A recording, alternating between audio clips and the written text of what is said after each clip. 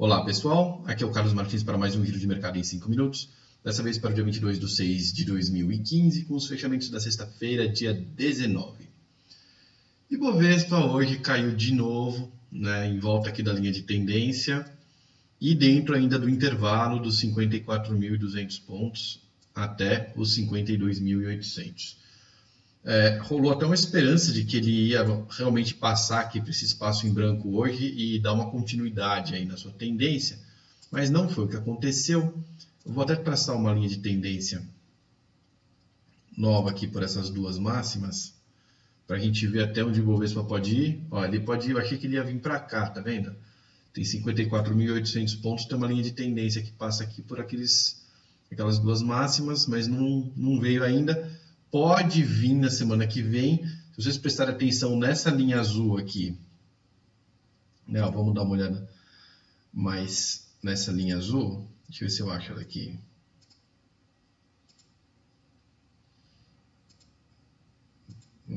Essa aqui, ó, vou deixar ela mais grossinha, certo? Essa linha de tendência de alta, vou deixar ela verde, e vou deixar essa linha que eu tracei aqui também mais grossa. Eu vou deixar ela vermelha. O que é isso daqui que eu desenhei aqui? Um triângulo, isso mesmo. Então a gente está vendo aqui um triângulo que o Ibovespa está batendo na linha de tendência de baixo, né? Ele está tentando romper esse triângulo para baixo. Esse triângulo é formado por uma linha teórica. Essa linha de baixo aqui, ela tem só um ponto de apoio. O segundo ponto dela está no 38,2% do Fibonacci, baseado nesse topo aqui. Tá? Então é por isso que ela está passando aqui pelo meio dos preços.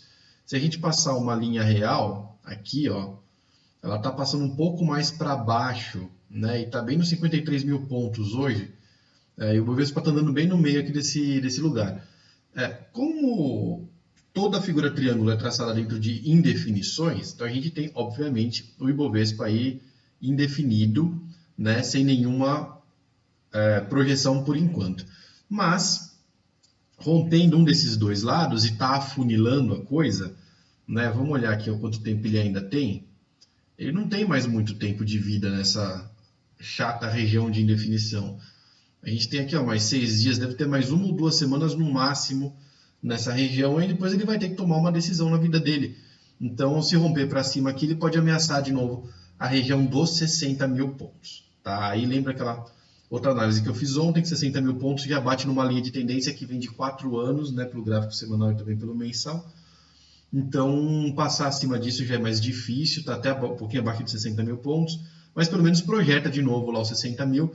E o Ibovespa acima dos 56 mil pontos é muito mais rentável para os robôs de day trade, né? Nessa faixa de preço que ele está, dos 53 a 56 mil pontos, é uma faixa ruim para o day trade por causa da volatilidade, do sobe num dia, cai no outro, sobe num dia, cai no outro, tudo direcional no intraday, mas de lado no swing.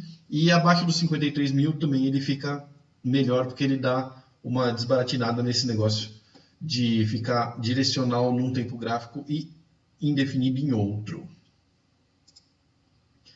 Vamos falar agora do Ibovespa Futuro, né? O Ibovespa Futuro, que fez uma figurinha de perda de força hoje, tá? Mas também não está muito diferente, né, do que a gente viu lá no Ibovespa à vista. Vamos traçar nele aqui também, ó, uma linha de tendência, certo? A linha de tendência do futuro está até mais próxima do preço, né? Pelo futuro dava para imaginar que ele iria bater aqui hoje, pelo menos a alta hoje seria pequena, né, 0,5%, mas o que eu estava esperando é que pelo menos ele pudesse já romper, né, isso aqui e começar a volta para os 60 mil pontos. Não foi isso que ele fez. A gente tem igualmente aqui do lado de baixo, aqui, ó, a mesma figura de triângulo que a gente viu lá no Ibovespa à vista, também está aqui no meio, também está numa faixa de indefinição. Se romper para baixo ou se romper para cima, a gente vai entrar num período muito mais rentável aí para o Ibovespa Futuro, né, para qualquer robô, mas porque ele perde esse ímpeto de subir tudo num dia e cair tudo no outro. Dentro do dia fica direcional, no swing fica indefinido, como eu já falei. Vindo agora para o dólar deu uma quicada aqui na linha de tendência, o que não invalida o fato dele estar rompido para baixo no triângulo, né? O dólar ainda tem a projeção de baixa em aberto, só perde essa projeção de baixa se ele voltar aqui para casa dos 3,20, tá? Na semana que vem a gente vai ter pelo menos horizontes, né? Tem o 3,15 aqui como suporte e o 3,5 como resistência, já dentro de uma projeção de baixa, tá? Se ele perder o 3,5, aponta para 3, se perder 3, 2,88, se perder 2,88, 2,81, que é a projeção desse triângulo que a gente está vendo agora.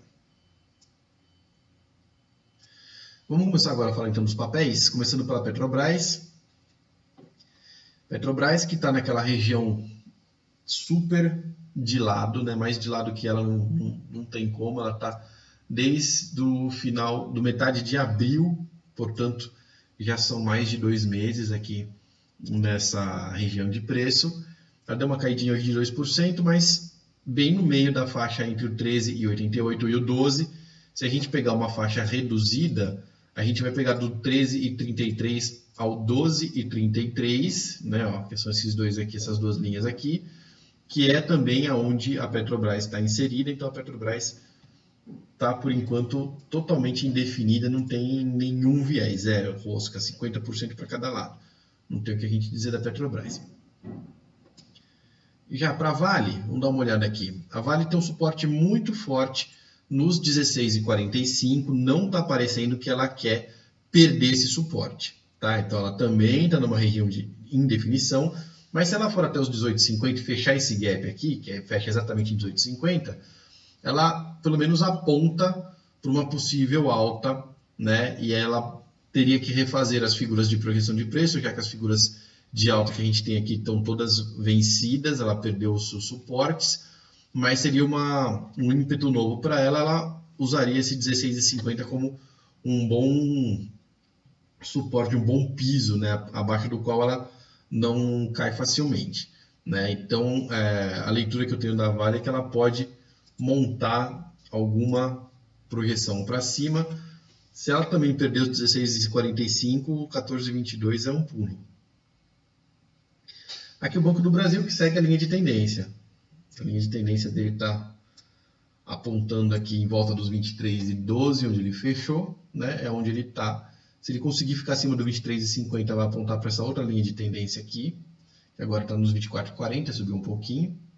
E abaixo dos 21,94, ele aponta para o 20,98, praticamente R$21. Falando agora do Itaú, ó, Itaú e Bradesco puxando aqui, o Itaú foi a segunda aqui, mas puxou para baixo hoje. Aí você vai falar, poxa Carlos, mas eu estou vendo um candle verde aqui no gráfico, como é que ela pode ter caído a oscilação vermelha? A oscilação é em relação ao fechamento do pregão anterior. Como eu falo isso aqui várias vezes, o pregão anterior fez um candle verde, mas fechou lá em cima, ó, feliz e contente nos 34,79, que é a região de resistência. Lembra que eu falei isso? A resistência dela vai de 34,50 até 35, é uma região, uma faixa de resistência, tá? Se enterrou aqui no meio da faixa, abriu bem mais humilde hoje, né? Ela abriu aqui nos 34,02, bem para baixo da faixa de resistência, foi brincar lá nas 34,50, acabou voltando para os 34,39, ou seja, está abaixo dos 34,50, que é a faixa de resistência dela. Então a YouTube não está mais caindo, ela parou de cair, já fez um fundo aqui, né? Ela fez duas mínimas mais baixas, seguidas de duas mínimas mais altas, montou um fundo bem bonitinho aqui e tal, mas ela ainda não conseguiu acumular força suficiente para voltar a subir, né? Vamos ter que esperar também ela sair dessa região aí para tomar uma projeção nova de preço.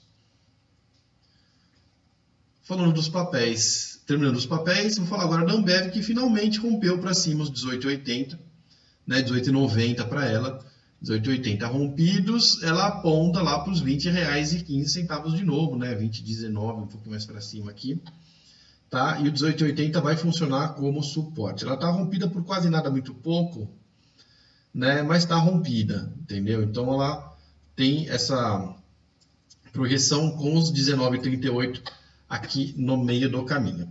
E para encerrar a semana, sendo hoje sexta-feira, vamos falar do Dow Jones. Dow Jones, deixa eu fechar aqui. Dow Jones que não tem novidade nenhuma, segue ainda em torno dos 18 mil pontos. As figuras que ele está montando aqui já estão bem achatadas. Esses triângulos aqui bem achatados, compridos para os dois lados, não valem de quase nada. Tá? Isso daqui são figuras que é praticamente um erro de algoritmo, isso aqui, né? Um resto da fórmula. Tá? Isso aqui não é uma figura válida porque ela não está simétrica, está traçada dentro de praticamente de um retângulo. Então a região de indefinição aqui está bem clara, está dada, né, entre os 18.300 pontos, quase na máxima histórica, que eu vou passar um pouquinho depois voltou, e aqui embaixo os 17.600 pontos.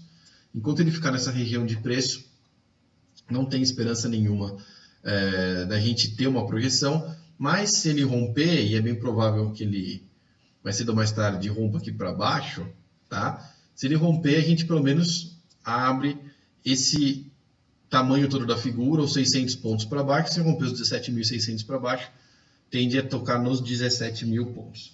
Agradeço muito pela presença de todos e até o próximo Giro de Mercado em 5 minutos.